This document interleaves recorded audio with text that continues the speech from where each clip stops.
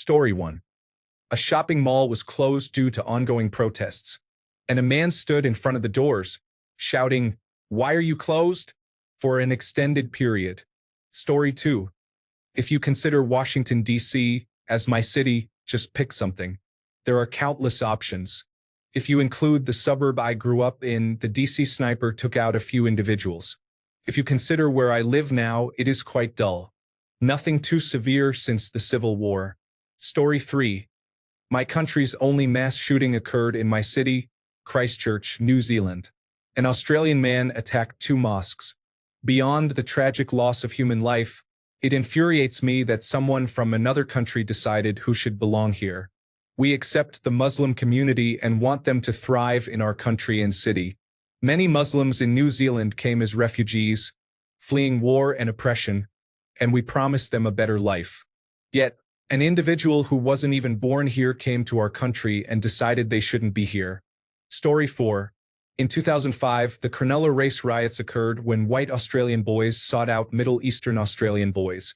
Story 5. The Who concert disaster. My mom's hairdresser was actually at that show. Story 6. On May 13, 1985, the Philadelphia police dropped a bomb on the home of the MOVE organization, a black liberation group, resulting in a fire that destroyed 61 homes and killed 11 people, including 5 children. The incident occurred after a standoff between police and MOVE members, who were barricaded in their row house on Osage Avenue. The fire was allowed to burn for 90 minutes by the police. Story 7. During the War of 1812, British troops invaded and burned many public buildings in Washington, D.C., including the Capitol and the White House. The assassination of Abraham Lincoln by John Wilkes Booth took place at Ford's Theater in Washington, D.C., just days after the end of the Civil War. Martin Luther King Jr. riots. The September 11th attack on the Pentagon occurred across the river from here. It is quite dark now with all the layoffs and firings. Story 8. Hippie riot.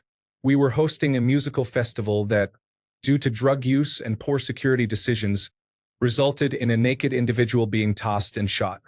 This inadvertently triggered a small riot as attendees began attacking the police patrolling the festival, resulting in 3 additional deaths. All nearby sheriff's offices were called in with riot gear, and the entire festival was shut down with tear gas and rubber bullets.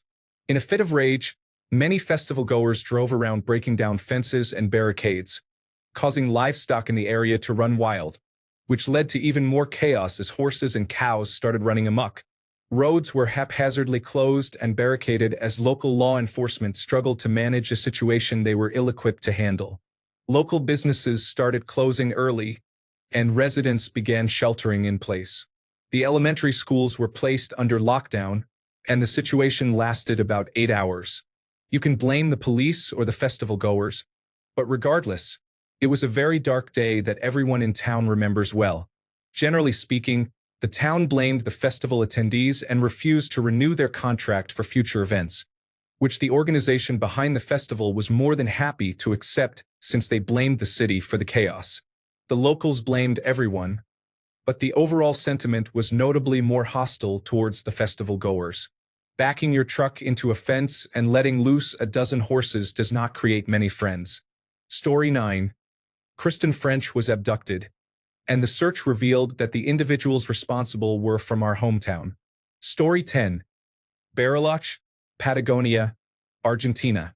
When journalists discovered that former Nazi commander Erich Priebke had been living here for over 50 years and had even worked at a school. Story 11. When they killed all the Native Americans during their annual winter gathering and then took all the land, it is difficult to find a darker moment for any American city than what occurred in nearly every American city. Story 12. Boston molasses disaster. I had older relatives who insisted you could still smell the molasses years later on hot days. Story 13. It was a sundown town in Oklahoma. When I was growing up in the late 1950s, I had never seen a black man other than in the movies or television until I was around 10 years old. My brother, sister, and I ran out to the porch to look at him. Mom called us back inside. My dad was talking with him about directions or other information. I never saw the sundown sign but heard older residents talking about it. Story 14. Nashville. In 1957, an elementary school was bombed by pro-segregationists after the school admitted its first black student. Story 15.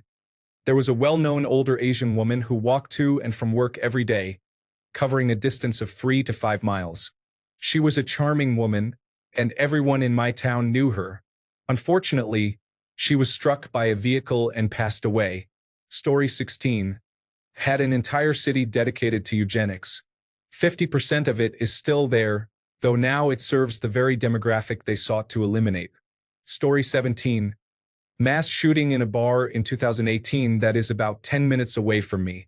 It was a nightmare for everyone. 13 people lost their lives. Story 18. My town is named after a man who took innocent Canadians of German descent and killed them during the First World War because they were considered enemies. They renamed the town in honor of a man who caused violence to perpetuate fear among immigrants. Story 19. The earthquake and fire of 1906 killed over 3,000 people in San Francisco. It is still considered one of the deadliest natural disasters in United States history.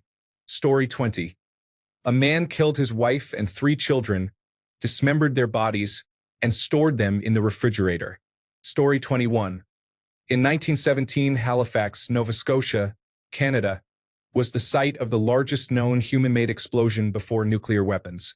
A ship carrying thousands of tons of explosives collided with another vessel in the harbor. The fire that followed triggered a blast that destroyed the city's north end, killed nearly 2,000 people, and injured over 9,000 more. Buildings were flattened, and windows shattered miles away. The next day, a snowstorm hit, burying the wreckage and making rescue nearly impossible. Story 22. A right-wing extremist attacked a local synagogue and committed the deadliest shooting in a Jewish community in the history of this country. Story 23.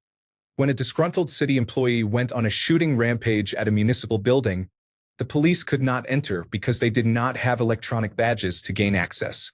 One of the women who was shot had told her husband weeks earlier that she felt unsafe at work and wanted to bring a gun in her purse. Story 24. Probably the Nazi Unite the Right rally. Not only did a group of racists and bigots show up, but someone was murdered. That is quite dark. Story 25. It was once a rebel training camp during the Civil War, and still bears the name of the general in charge. Story 26. The town I grew up in was mentioned in Rolling Stone magazine as a well-known hub for sex trafficking in the Midwest, referred to as the Factory. Story 27. The Walmart shooter killed over 20 people for being Mexicans. He was initially facing the death penalty but accepted a plea bargain by pleading guilty and received a life sentence in prison. Story 28. I live where the first grader shot his teacher in January 2023. I completed part of my student teaching at that school. Story 29. 4 women were wrongfully convicted of gang raping 2 young girls during the satanic panic of the 1980s and 1990s. All 4 were lesbians, which further fueled the allegations in a homophobic environment, based on a false belief that gay people are naturally inclined to abuse children. They spent almost 15 years in prison despite a lack of evidence, and it was speculated that they had subjected the girls to satanic ritual abuse, which led to many false convictions worldwide. One of the girls who had claimed to be abused later admitted that her father had coached her into making the accusations. The father had pursued one of the women romantically and been rejected, which was part of his motive. Story 30. Besides addressing questionable recorded history with Native Americans, the public pool was filled with concrete instead of being desegregated. Story 31. Over 100 years ago, a riot occurred in Omaha. The mayor was attacked, and a car was smashed into a pole in an attempt to save him. Will Brown was lynched. He was hung from a pole and his body was burned. The army was called in from a local base to stop the situation. Story 32. Riots in 1968 occurred after the assassination of Martin Luther King Jr.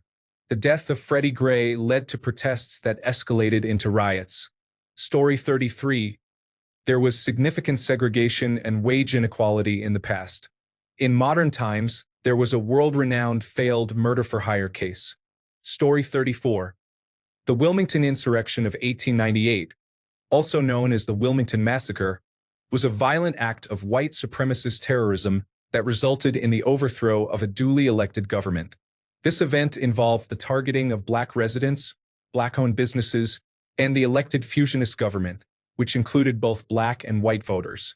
Methods used included arson, assault, murder, political terrorism, and widespread intimidation. The outcomes were devastating, with an estimated 14 to 300 black residents killed, thousands displaced, and businesses destroyed, leading to the overthrow of the fusionist government. The event is considered a major turning point in the history of racial violence and political repression in the United States. It marked the end of the short-lived period of political participation by Black Americans in the South and ushered in a period of Jim Crow laws and disenfranchisement. Story 35. City police were caught driving locals out of town and leaving them miles away in the winter, with temperatures around -30 degrees Celsius and only light jackets, possibly no shoes. Story 36. Hyatt Regency Walkway Collapse, Kansas City, Missouri, July 17, 1981. Story 37. April 26th of this year. This is heartbreakingly awful, but in some ways I'm grateful that this is what shook us, considering some of the other responses. Story 38. Here are the corrected sentences. A woman left her deceased babies in a storage locker. Steve Vogelsang was a newscaster who became a bank robber. The murder of Tim McLean, although it did not technically occur in the city. There was a shooting at a high school in 1978. Peter Nygaard. And that is just the tip of the iceberg. Story 39. I live in St. Louis, Ferguson. There is concern about human testing on marginalized individuals without consent. Issues such as extreme redlining and multiracial conflicts persist, along with criminal elements and corruption within government and law enforcement. Story 40. Born, raised, and still living in Mankato, Minnesota.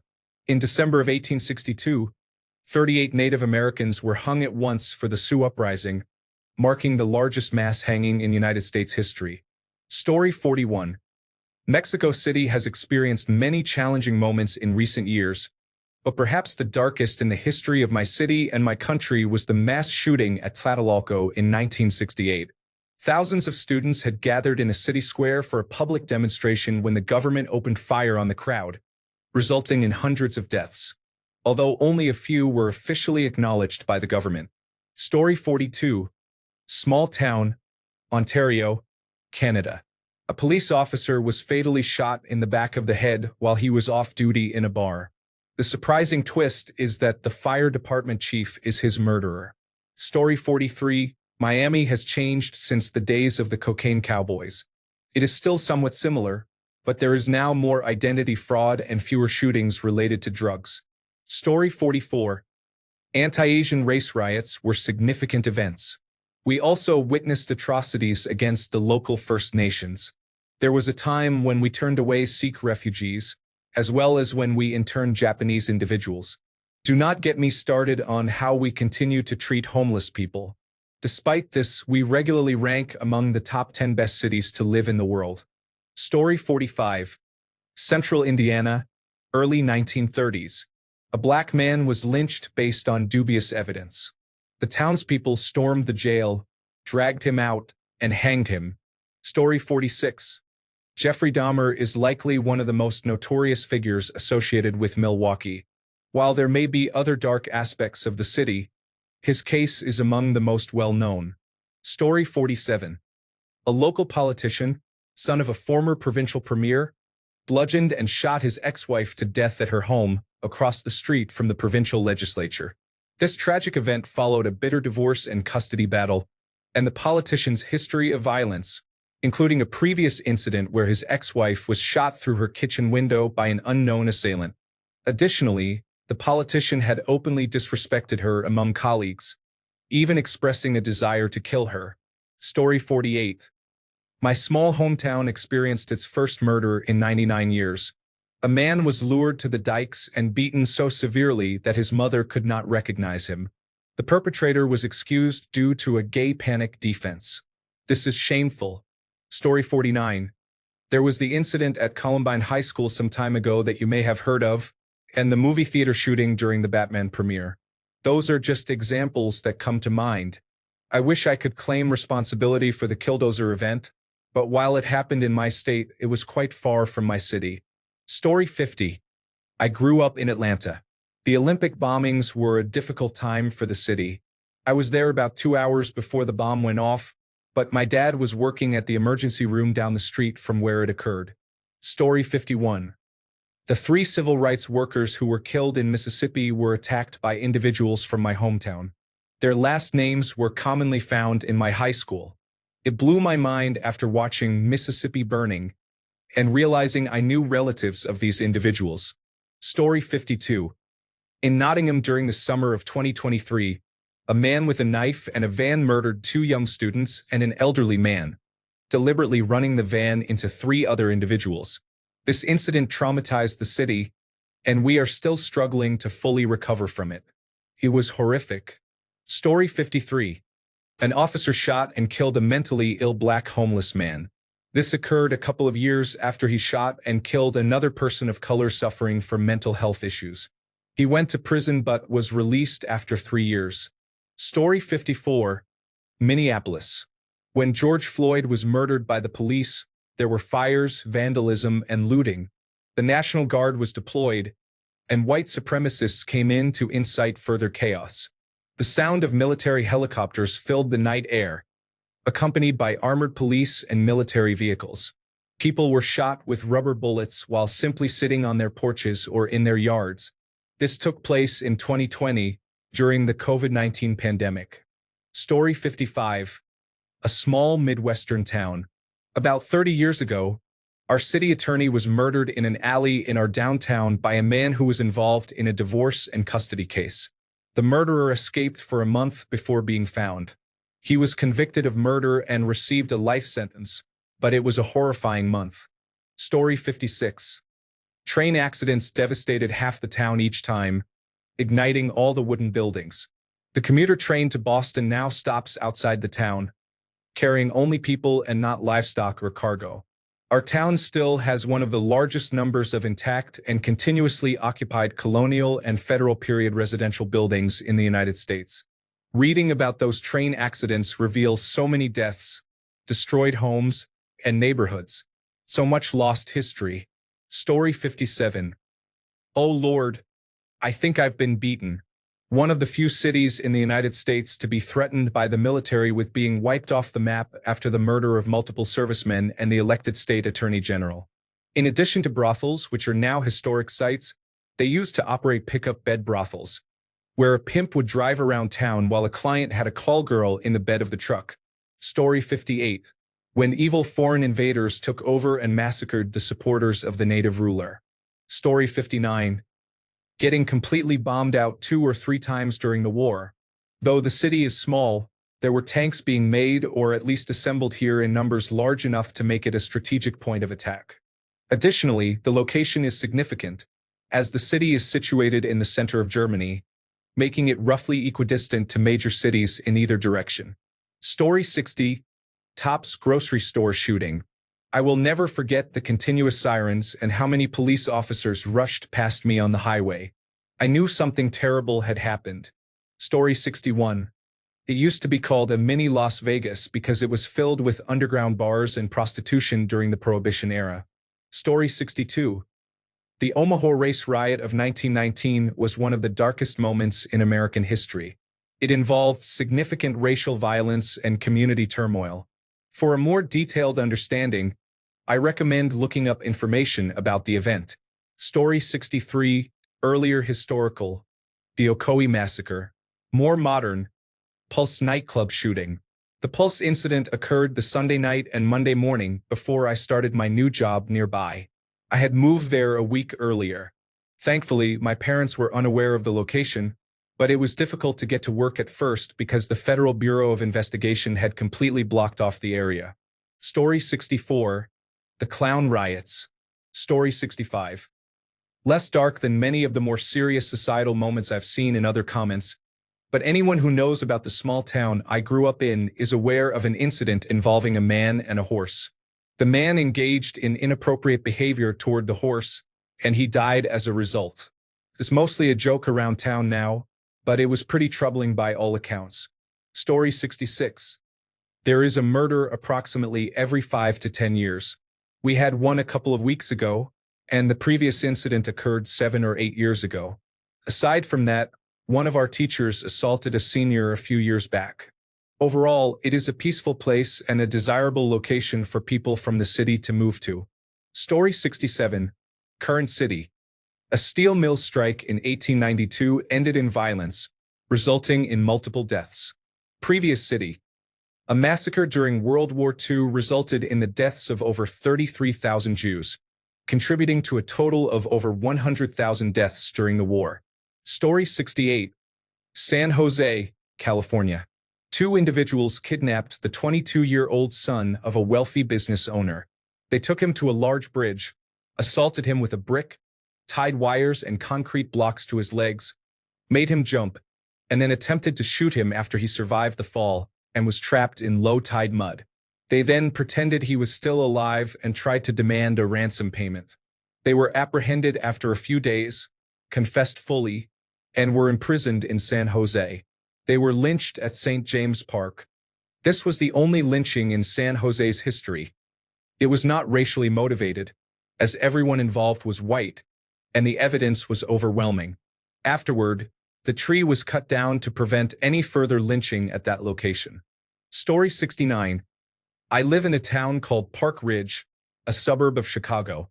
I once discovered while looking through old local newspapers at the library that a boy named Jeff Fuchs killed his entire family and himself, then burned the house down. This tragedy occurred in June 1974. Story 70. Hitler held the first parliamentary session after abolishing the parliament here, and now they are rebuilding the place with a final height of 88 meters. Story 71. My current hometown is boring, and I've lived all over the world. So I'll pick the hometown that gives me the funniest answer. Chicago. The serious answer includes the sinking of the Eastland, the Iroquois Theater Fire, the Great Chicago Fire, or the Our Lady of the Angels School Fire. The funny answer is this. Story 72.